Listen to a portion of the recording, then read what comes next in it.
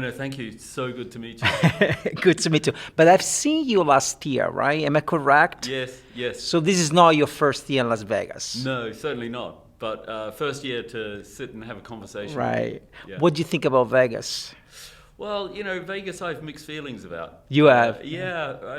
On the one hand, I mean, I'm not talking about the Lear experience. That's fantastic. We're in a little hermetically sealed bubble. Away from, we're on kind of off Broadway, so to speak. But yeah, there's a curiosity about Vegas in that there's this need amongst us as humans to create these kind of audacious theme parks that kind of have sensorial overload, right? Just to stimulate people who I guess are in this kind of, I don't know, this malaise, it's this definitely numbness. Yeah, it's definitely an overload. I always say my first couple of days in Vegas are okay, and then I almost climb a mountain, reach the peak, and then on the third day everything is downhill. Yeah. And I think if you stay an entire week, and if you are not really into gambling, as I'm not, and and I don't drink, it can be quite an experience because you almost detach from a sense of reality,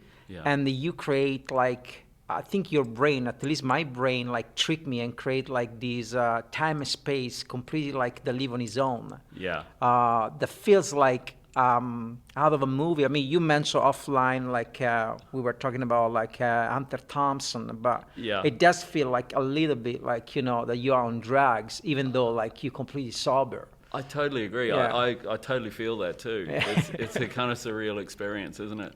Yeah. Yeah. Okay, so I'm gonna cross your ocean and I'm gonna rob some story. Yeah. Okay. And let's start with the first question though. Okay. Sailing through the night in the middle of the ocean brings stillness and darkness. You must constantly draw the outline of your journey. It's like envisioning your life before living your life. As the head of, the sail, I never actually can pronounce very much Cheil. Cheil. Yeah. As Global Chief Credit Officer of Cheil Worldwide, does it feel that sometimes you are sailing through the advertising business with a light, trying to shred into the darkness? And if so, how hard is to set up a vision for the entire agency and company that sit on your shoulder on the creative level? Yeah. I think it probably feels different for us at Cheil than it does for other agencies for a number of reasons. One, we don't have a legacy agency background, and technology and innovation is a really big part of our creative DNA. So I would say for us, it's kind of I guess, we have a different kind of technology that's helping us see the way ahead. And I would probably sort of say it's a bit like wearing night vision goggles rather than using a torch. That's a good metaphor. Yeah, and so we're kind of in that place where for us ideas that move are really important. But we're such a tech forward company that we typically strive to manifest those through things that are enabled with technology in ways that people haven't thought of. What kind of relationship do you have on a personal level with pitch black, with darkness, with not seeing the contour, the outline of things? Yeah. Personally, for instance, it bothered me. One thing I do, every time I sleep in any hotel around the world, I always leave one light on. Yeah. Even small, but I can't sustain pitch darkness. I hate sleep with the curtain closed. Right. Completely shut. Interesting. It's not fear. It's just the idea of losing even one reference point. Yeah. It really is I really struggle with that. Yeah, I think there's two things that I relate to pitch black. At first, I kind of have a sensorial relationship to it. I think it kind of heightens the senses as creatures, as we're scanning and I guess, using senses that we don't use when we have light in front of us. Because we have a lot of ability to actually hear, see and smell and feel things, whether it's temperature, wind, moisture in the air, all of those things. Our breath even helps us. So I kind of feel in pitch black, this immediate heightened sensorial state. But then I think adjusting to it, I think there's a real beauty in it. There's a real beauty in that stillness. And perhaps, getting right to that level where we don't hibernate as humans, but we can certainly slow and calm ourselves. And once we get past that heightened sensorial stage, I think there's an incredibly powerful moment we can enjoy and experience with pitch black. Definitely. Yeah. Okay, second question. David Foster Wallace once shared a story set in the ocean. Are you familiar with David Foster Wallace? He was an amazing writer. I am familiar, yeah. Unfortunately, he actually passed away in a tragic manner. But he used to be a teacher at Pomona College, which is not very far away from where I live in San Diego. Two young fish swim along when an older fish swim by and greets them, asking, "Morning, boy. How is the water today?"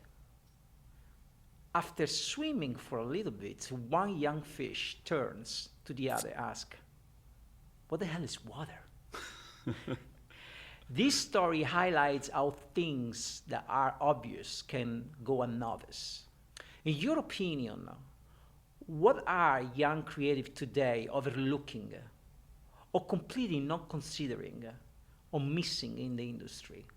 What's the thing that is the equivalent of those two young fish say, "What the hell is water?" Wow. Yeah, I love the notion of this, and it's a really such a poignant question, right, in terms of, well, things have changed and evolved so much for young creatives today. And I kind of feel actually, and at Creative Liaisons this year, I actually invited the participants to join me in experiencing Ugo Rondinone's 7 Magic Mountains in the desert. Yesterday you went there, right? Yes. And the purpose for that was to actually disconnect. Turn mobile phones off, turn cameras off, take earphones out, take sunglasses off, disconnect. In order to reconnect to the experience of something that can move you, something that makes you feel something. And I think that the desert does that to you. One of the things why I love living in San Diego is because I have close access to the desert. It's only 60 miles, the Mojave, to where I live. And the ocean? And the ocean too. Yeah. But the desert is so extreme, or maybe because I grew up in Europe, or maybe I grew up in Rome, so I'm clearly not familiar with the desert. But every time I go there, I ride my motorcycle quite often to the desert, and it's a very it seems like a cliche, but it's a very weird place, and it brings a different contemplative state. Yeah. That the ocean brings, because as they say, the ocean matches your heartbeat. Yes. It's contemplative because the waves and the rhythm of the waves eventually start matching your heartbeat, and that's why you always relax when staring at the ocean. Yeah. But I don't know if it's scientifically proved if there is any effect that the desert does to you. To me, the lack of direction, because there is no lanes, nothing else. Yeah. It's just desert. Yeah.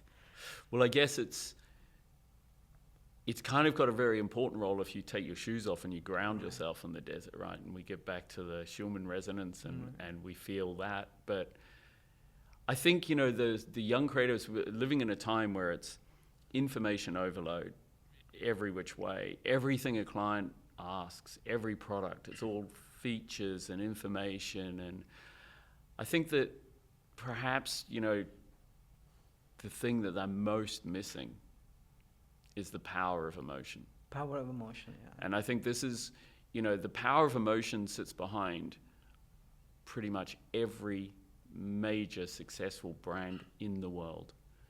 Whether it's Just Do It, whether it's Campaign for Real Beauty that makes women feel greater self-esteem, or whether it's even Liquid Death today, where it's simply those graphics that name that music genre of heavy metal and punk on a can and a line "Murder Your Thirst" makes you feel something. And I believe that young creatives today are not seeing that enough, because probably this really high cadence of pump this information out to people one way or another on social, on digital, on whatever means, it's like a tsunami. It is. And it's very hard for them to kind of paddle back out the other way through it. And I know this with myself too, like, because I think like everybody is, I do not believe that nowadays, like in 2024, there is a person that is not addicted to the mobile phone. Well, maybe Christopher Nolan is not. Maybe. But I think on a general level, I think everybody has his own level of addiction, right? Yeah. Like, but I know this with myself. I'm not extremely addicted to the mobile phone. I try to interact as little as possible, but where I do interact, and you start scrolling on Instagram Reel, it brings you in, and it literally, after I noticed that after, like, if you do it for 10 minutes or 15 minutes, personally, I feel like uncomfortable in a very physical way. Right. Almost like, I don't know if, like, it adds stress, but when I then put the phone down, I feel like almost angry at myself, because I say, okay, I just wasted 10 minutes watching, I don't even remember what. Yeah. And using my thumb to scroll through. Yeah. And of course, like, but you mentioned power emotions, like, completely go out of the window. And it's interesting, isn't it? I think that you have and explained well the ability to disconnect from that, because you know what it's like not to have that. Yeah, because I grew up like that. But a younger generation, they don't. Most of them absolutely do not. I mean, sure, some parts of the world they do, but most kids don't know. And so they don't actually understand the power of that emotion of disconnecting. Totally agree. Yeah. Okay. Third question. The largest uninterrupted sea journey stretches from southern Pakistan to northeastern Russia, covering 32,000 kilometers in a straight line. In the advertising industry, you embark on your own long journey starting in 1985 at MC Rialto, right? Now, have you ever felt the urge to completely abandon the advertising industry and deviate the path and go completely in a different direction at one point? Yeah, well, actually, talking about the reference, my social handle's 11.5 because I live 11,500 miles from where I grew up. Oh, that's very interesting. Very interesting. To answer the question itself, the trouble is, the times that I've felt like, venturing beyond the shores to new horizons, the damn sirens of the advertising industry change their tune and lure me back, because the industry keeps changing and it keeps getting more exciting, right, with different challenges and then different technologies, and then different brands, different states. Does your talent keep changing? I'm sure it must. I think. What talent got you in the advertising business? It was the writing talent. It was the. Well, actually, I originally had come more from an arts background, but I think then delved into writing, but pretty early in my career. But I think for me, the thing that is above all is and curiosity. Okay. I would say is what really is more defining in terms of my talent within the industry, is a curiosity to see what we can do to connect a brand with a consumer in a fresh or different way. But if you were to pinpoint one time, if I were to meet you in a different setting and say, what's the single thing that you really can do well? What's your talent? Because everybody has one talent, and the lucky one are the one that they know exactly what they can do very, very well. What is your talent? Is it writing? Is it designing? Is it manufacturing with your own hands, or sculpting? Yeah. So I would say differently. I would say it's to be able to distill something down into a really concentrated essence that powerfully connects to people. Do you think that comes from the fact that you yourself, offline, you were telling me that you are very contemplative as a person, and also can feel it from the rhythm of your speeches, like a very calm, very like, very thoughtful. Do you think that come from that? I think so, from your nature? Yeah. I like to observe, and I like to take in what I can from all around, and then really concentrate things down to something that I know that essence will connect to people emotionally. Okay, that's a good answer. Yeah. New Zealand, surrounded by the Pacific Ocean and the Tasmanian Sea, is a country with deep tie to the water. You grew up there, but eventually you cross the sea, and you say you live like 11,500, right? 11,500 miles. Yeah. To the UK. Now, the lyrics of a famous New Zealand song about crowded house say, "Better be home soon. It will cause me pain if we were to end it, but I could start again." When did you first realize you had the wings to leave New Zealand, to embark on a journey that took you like so far away from your home country? When did you have the perception that you could do that? You could say, oh, yeah, I can do that. I can sustain that nostalgia. I can go through that pain. Yeah. I think it's in my blood. I think ever since I can remember. So my great-great-grandfather built ships and left Scotland and sailed to Nova Scotia. Oh, wow. And then after a period of 2 years, it was very tough there. So they built more ships and they sailed to New Zealand, which is a long way. That's a long way. And settled there, and they were able to settle there, a community. This is your great-great-grandfather. Yeah, this is on my father's side. And then, so I was aware of that very young age, but then from a younger age on my mother's side, my grandmother, who was English, was constantly traveling back to the UK and across Europe. And in fact, even in the 70s, lived in Russia. She was just an absolute adventurer, but she would write postcards to me from the youngest age I can recall. And I've always, because of those things, I think had this gravitational pull back to the UK. And so I think inherently it's in my blood. I just always felt that confidence. So do you think that you traveling to the UK was a path written in your destiny, or was something that happened by chance? Yeah, no, I think it was definitely something that was a destiny. It was a destiny that you were end up in the UK. Yeah. I've from childhood had very strong kind of feelings about it.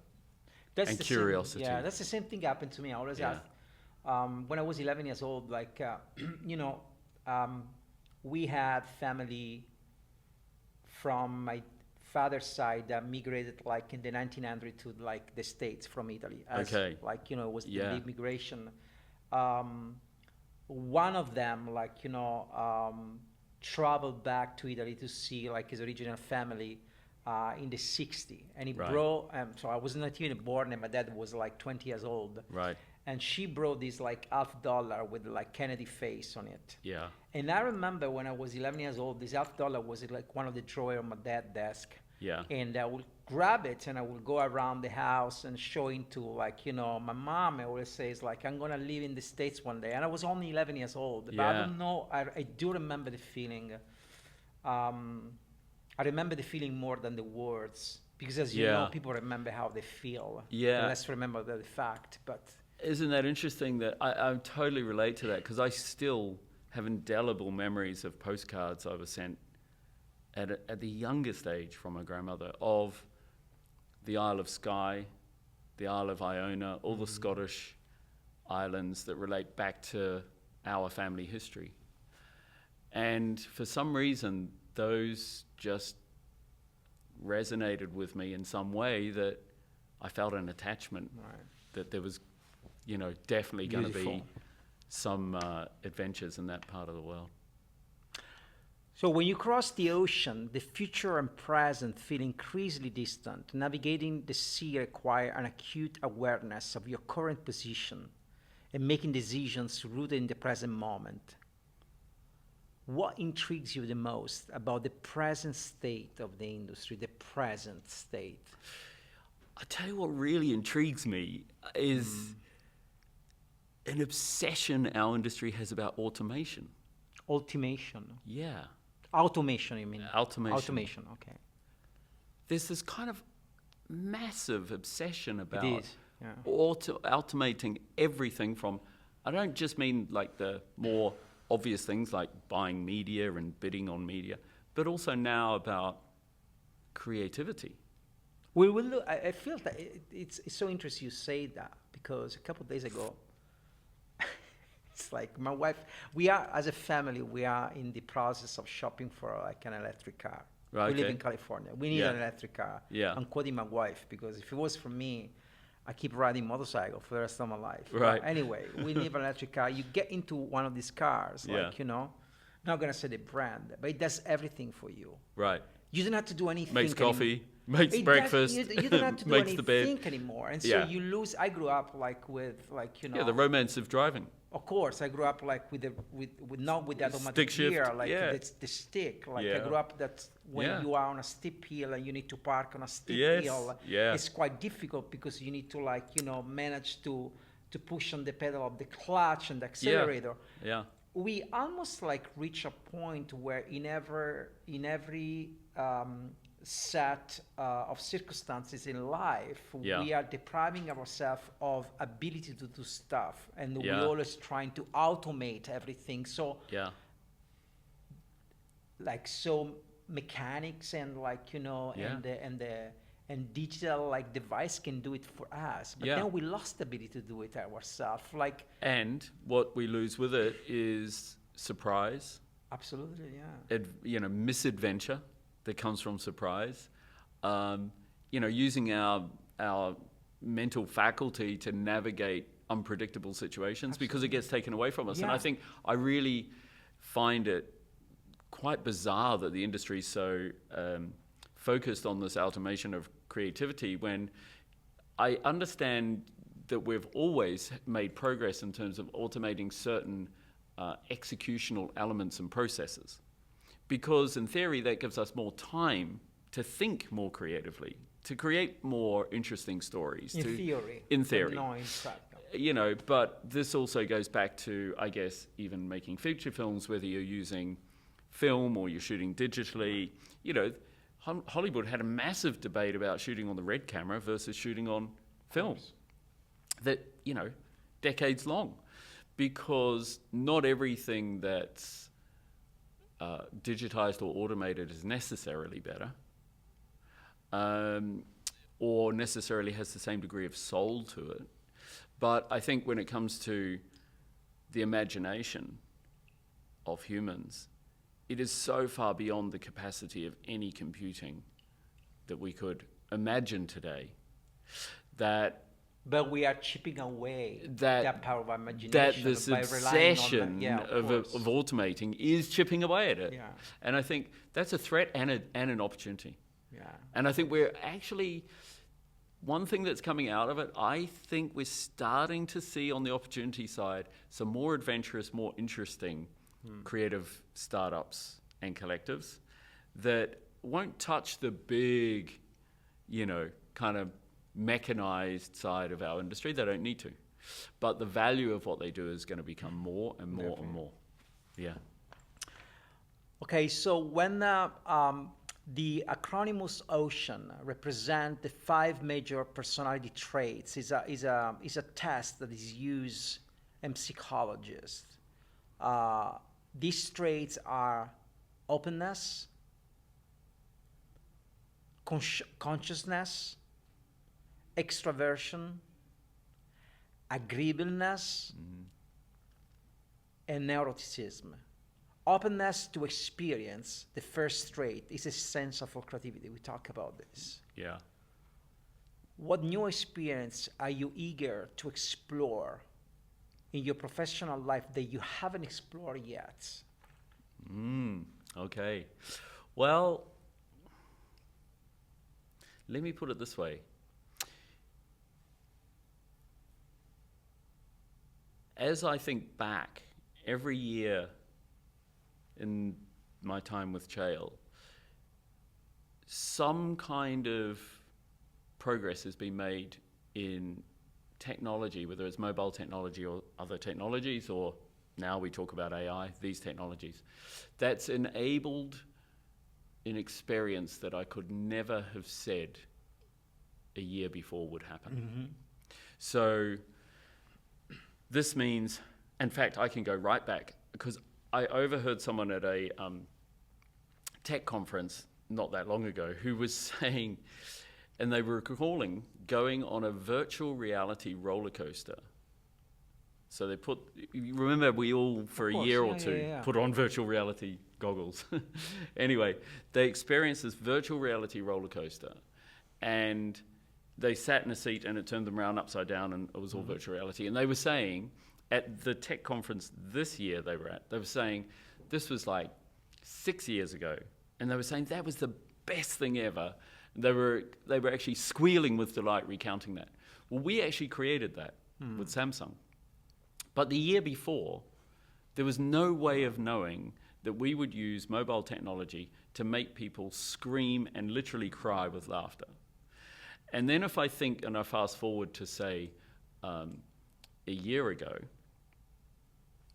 we figured a way of using a combination of technologies to unlock the ability for people with speech impediments to speak freely outside of speech therapy clinics by using haptic feedback in a watch with an AI model that deconstructs language to give them the vibration that allows them to speak with rhythm. Because anyone with a speech impediment, their metronome is broken. Of course. So this gives the metronome back. And a year before it took us a year to do this, but the year before that, I would never have been able to predict that that's what we would do. So as I sit here today, I cannot predict what we're going to have pioneered. You can only connect the dots backwards. Exactly. But I come at it with more excitement because we've done it every year. And I know we're going somewhere that's going to really move people. And to see people who can now speak without an impediment and feel the emotion from them, I mean, it literally brings tears to our clients and our team's eyes, as well as the people who have this. So I guess that's a roundabout answer to the question. Okay, so last question. You have been invited by the Lee Awards to preside over a jury focused on recognize the most distinctive work in the digital and use of social media influencer category. If you were to post a video about your experience as a jury president in Las Vegas, what story would you share? Oh, now I want to do this now. That's great. You know what I would do? Yeah. I would film close-ups of every juror's face. Right. Throughout the judging. And I would get their frowns and they're biting their lip, and they're scratching their head, and their smiles, and their laughter, and maybe even their tears. Yeah, that's a good one. And that would make the audience wonder if they're responding to their work or someone else's work. But that would capture what we do. Yeah. And that would move people. That's what I love. It reminds me of that controversial, very, very controversial movie of Lars von Trier's. Oh, yeah. That was about sex, where like the movie poster was, I think, a grid of like 12 close-up of the faces in the moment of the orgasm. Yeah. Yeah. And it was like powerful because you really capture, like, that's like a deformed face, like the weird like expression, the emotion. Expression. Yeah. Yeah. That's what... How can I do this now? I don't know. Well, look, thank you so much, Malcolm. Like, it was amazing, like, to have you aboard, like, Ocean 18, and I wish you the best and like a great continuation to like your judging. Thank you, Simone, and I wish you the best, and thank you for today's conversation. I really enjoyed it. Thank you, man. Awesome.